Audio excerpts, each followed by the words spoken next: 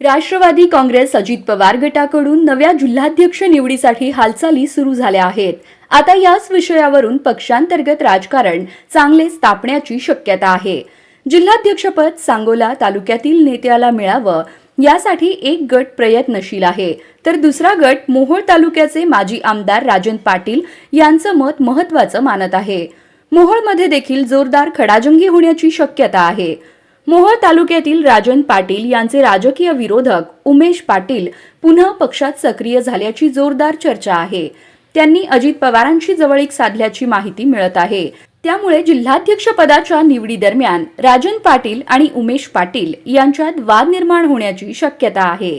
सध्याची ही परिस्थिती पाहता पक्षाचे नेते अजित पवार यावर काय तोडगा काढणार याकडे सोलापूर जिल्ह्यातील शहर आणि ग्रामीण भागातील कार्यकर्त्यांचं लक्ष लागलं आहे। अजित पवार गटाचा नवीन जिल्हाध्यक्ष कोण होईल याची चर्चा सध्या राजकीय वर्तुळात रंगली आहे।